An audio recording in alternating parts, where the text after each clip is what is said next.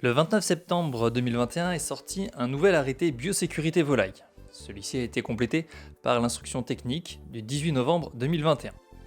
Nous allons voir ensemble concrètement ce que cela va changer pour les éleveurs de volailles en circuit court, hors palmipèdes.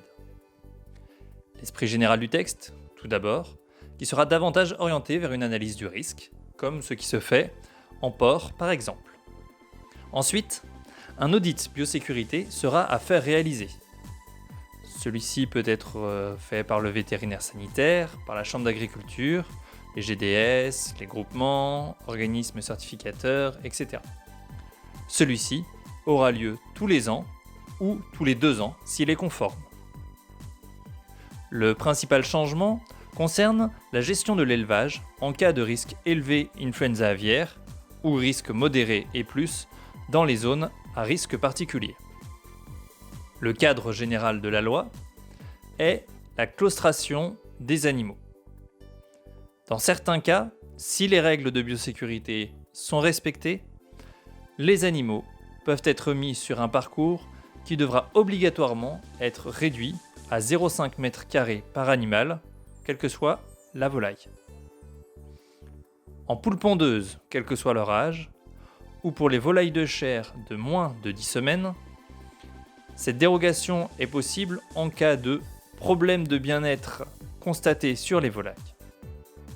Il faut alors que le vétérinaire sanitaire fasse une visite sur place ainsi qu'un rapport.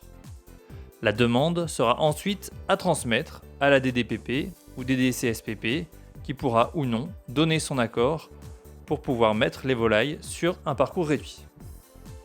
À noter que cette demande est à faire par bande et non pour l'ensemble de l'exploitation.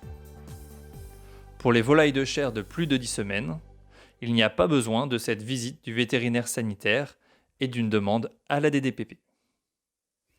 Dans tous les cas, il faut noter que la pose de filet ne change rien, alors que cette solution était possible auparavant. Du côté des déclarations administratives, des renforcements sont à prévoir. D'une part, et ce quelle que soit la taille de l'élevage, il faudra déclarer bâtiment et parcours. Ensuite, les entrées et sorties de volailles seront à déclarer sous 7 jours, quelle que soit la filière. Ce temps est réduit à 48 heures si le risque influenza aviaire est élevé.